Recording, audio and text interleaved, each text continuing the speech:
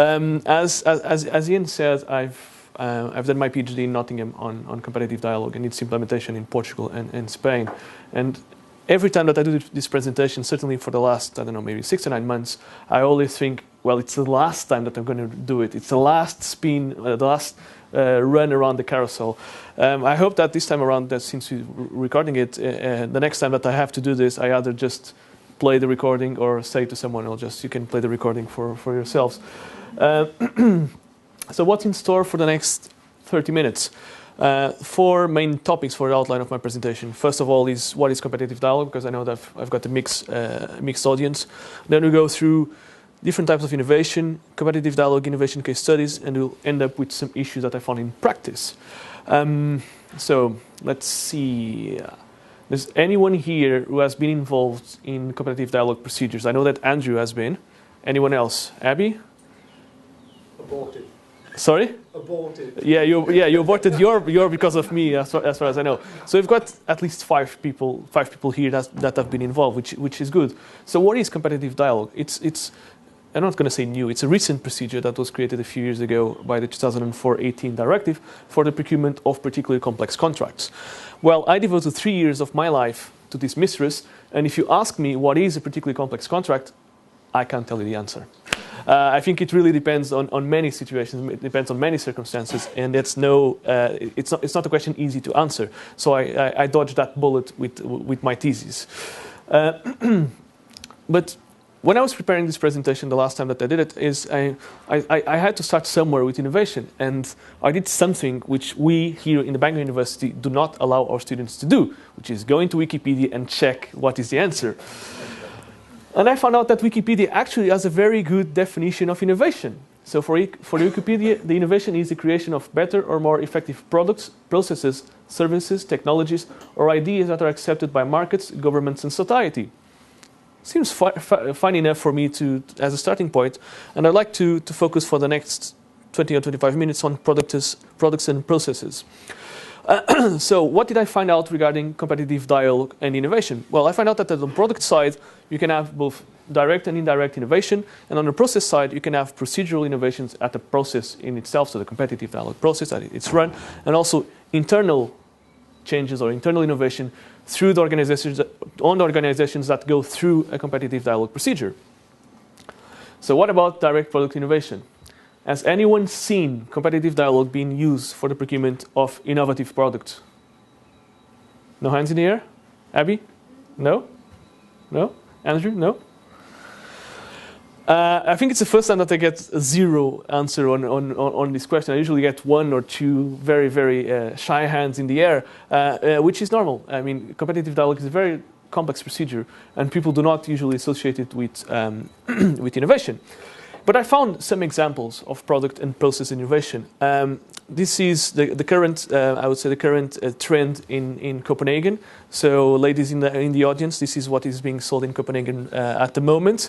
And this example, I mean, is obviously a joke, but you'll understand in a minute. Is in Spain, when I did my PhD, I did a number of interviews with Spanish contracting authorities that used competitive dialogue.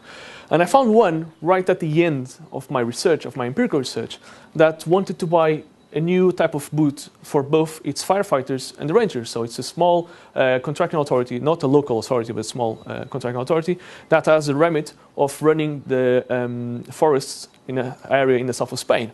And they said, well, we have the rangers, we have the firefighters, they're using different boots. It's a stupid mistake, we're wasting money, we want to rationalize the procurement. But we don't know what's the best boot for the job. So we decided to launch a competitive dialogue. And 3, or I don't know how many candidates, but let's say 3 candidates came up and they presented completely different prototypes. They were then field tested and they were changed. And through the competitive dialogue procedure and the iterative innovations and changes to the prototypes that were presented by each candidate, they ended up submitting at the end the best and final offer where the products themselves were very, very similar. But in reality, we're talking about something that did not exist in advance. It's something that included, for instance, from candidate A, the interior lining of the boot, which has to be of special materials. From candidate B, he had the design of the sole or the materials of the sole. And then from candidate C, he had the fire protection or whatever it is the technology that they use to make sure that the boot doesn't burn. And this obviously did not exist in the market before. It's something completely new. And it's something that could only be achieved by getting these three companies to, without knowing, that's the key point that we're going to go further down, discuss a little bit further down the road, without knowing, they ended up developing what was a very, very similar product. So the final prototype ended up incorporating elements from all candidates. And the candidates then competed not on their original prototypes, these ones that were very different, but on what in effect were common technical specifications. And we'll get back to that in a minute. So what about indirect product innovation? Spain is a very nice country, divided also into autonomous regions, just like the UK in a sense.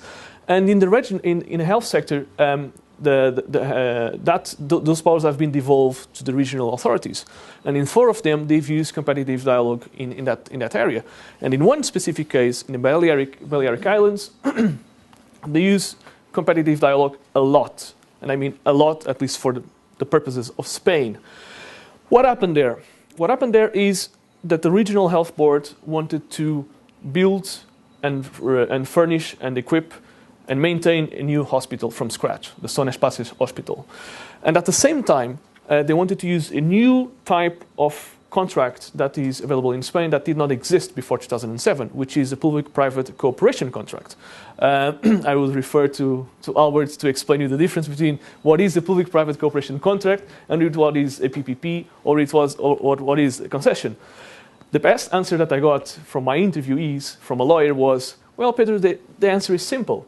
If it's something that we did before 2007, it's a concession. If it's something that has been developed afterwards or something new, you can use whatever you want. Thank you very much. That sounds, again, a reasonable and sensible answer.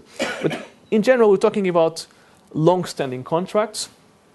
And we're talking about, in this case, contracts for the supply of certain equipment for an hospital, which included not only state-of-the-art equipment as of today, but also an upgrading clause on that equipment. In effect, what they did is that they transformed what was a capital expenditure, correct me if I'm wrong, Ian, they transformed what was a capital expenditure, which was the cost of upgrading the equipment, on a running expense. So in reality, they are not buying the equipment, they're just renting their use and demanding that the company would need to keep their stuff up to date, and if they did bring new innovations to the market, they wanted to have those innovations. This is the hospital, the new hospital in Mallorca. It's a very nice hospital. And in 3 specific areas, imaging, radiotherapy, and monitoring, these are all contracts where they use competitive dialogue. But on these 3, they included specifically those upgrading clauses. So the logic is, you start the contract perhaps with 1 or 2 machines at current technology. And as the contract progresses, you expect your contractor to develop new technologies, and is under contract, is under the obligation, if you bring something new to the market, he has to take these old machines back and put in the new ones. So ensure that during the duration of the contract, you're always going to get the most up-to-date technology possible. However, there are some caveats on this. I mean, who guarantees you that the contractor that today has the best equipment or the best solution for your tool is going to keep evolving and it's going to provide you with an even better solution down the line? A competitor may have been developing a different solution which is actually better for your need, but since you're locked in on a long contract, you're stuck. There's nothing you can do about that. And at the same time, there's another risk, which is the competition risk. Since the contractor knows that, well, I've got this contract for 10 years, so I can say, I know that I can milk him right until the end, so I perhaps will only come up with the new technology on year 9, deploy it to 6 months before the contract ends, and then you'll have no incentive of going to tender again, and I'll find a way to keep supplying the service. So there's a risk attached to this. But what I mean by indirect purchase of innovation is the contracting authority ensured that today they got the best available equipment, and they told the market that said, keep developing because we want to have new stuff down the line. And these contractors, these 3 contractors, are under the obligation of providing me with new technology down the line. I'm dying to see in a few years' time going back to Mallorca, which is a nice place to be anyway, going back to Mallorca and have a conversation with people and say, did it work out or not? But what about procedural innovation? What can we say about that? this, I like this slide for a number of reasons, and I've used it time and time again in my presentations. When I started my research, naively, and when I looked at the directive for the first time, I assumed that the only way that you could run a competitive dialogue was through what I call the own solution model of organizing the dialogue stage. So you assume that two candidates are on the dialogue stage, they present their solutions, the solutions are accepted, and then they ended up presenting the final tenders based on those two solutions separately. Then, still naively, I read the Portuguese law, which mandates the model on the right, which is what I call the common specifications model, which is during the dialogue stage, the contracting authority will keep negotiating or discussing with the candidates, and at the end of the dialogue stage, it will identify what is the best solution for its needs. It will draw common specifications, and then the companies tender based on the common specifications. And this is the mandatory model in Portugal. There's no other way that they can use competitive dialogue in Portugal. That explains why it has only been used 5 times since 2008. And I asked actually the people that drafted the Portuguese law and said, why did you do this? And they said, well, we did it on purpose. We did not want competitive dialogue to be used as often as it is being used, for instance, in the UK. And naively, I thought that, well, reality is resumed to these two models, the one on the left and the one on the right. There's the only two ways that you can do competitive dialogue, until I met that case of the firefighters. And after a day of 5 or 6 interviews in the south of Spain, I was driving back to Lisbon with probably 40 or 42 degrees, sweltering heat outside, very tired. And I had this eureka moment. There's something in here. There's something in here that I'm not nailing it down. And what I found out is the way that they organized the competitive dialogue was completely different than I was expecting. In reality, what they did was that they got the 2 companies, or the 3 companies, whatever, to develop their solutions. Somewhere along the process of the dialogue stages, come up and say, you know, the best solution for our need is composed of elements from candidate A, B, and C. It's not candidate A's, it's not candidate B, it's not candidate C. It's a solution that it doesn't exist right now, but I can get them to develop for me. And in the end, they again developed common specifications based on what I call the trunk or model, the trunk solution that is in the mind of the procurer. And the final tenders were based on this and not on the original solutions. So exactly what I saw in Spain, as I just explained. So I call this a crowdsource in order to Wikipedia, or the common trunk model.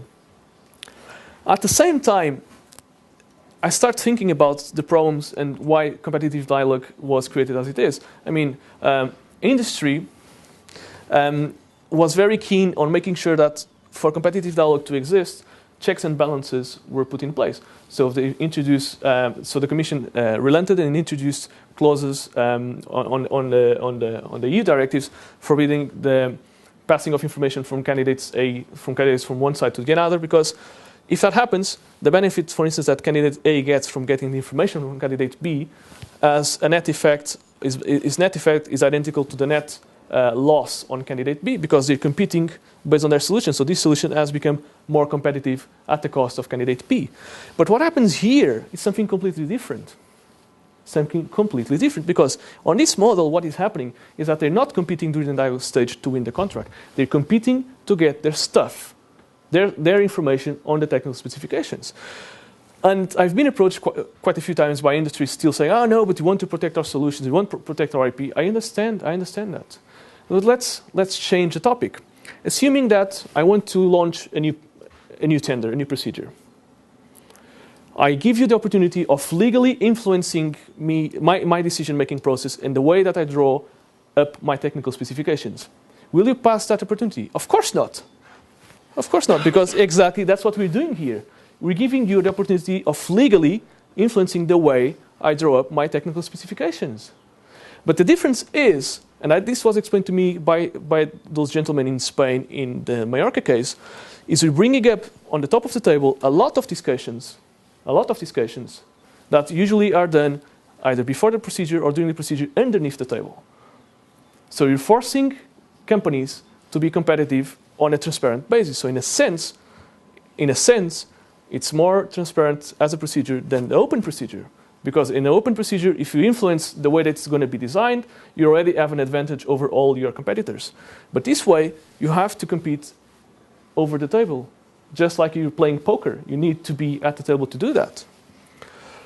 And this was, for me, a watershed moment that came up, I don't know, maybe 2 months before I submitted my thesis. And this begets the question to me is, in competitive dialogue, especially when you use the model in the middle, is confidentiality important? Is that important? No, because the purpose is to get your information out and to be able to influence the way the procurer is going to perceive the solutions. So why losing time, losing energy with confidentiality in general? The second, and this is contentious as well, the second example of procedural innovation that I saw in Spain, I was again taken aback by it. I was not expecting anything like this. When I did my literature review, I assumed that having discussions with the preferred bidder was the great stuff. You only have discussions with one bidder. You're saving a lot of time and energy instead of duplicating those discussions with 2 or 3 other bidders. So why should you discuss with those bidders during the dialogue stage and not at the end? But again, in Spain, although it's legal, whereas in Portugal it's illegal to have those discussions, it's legal to have these discussions in Spain, but they're not using them.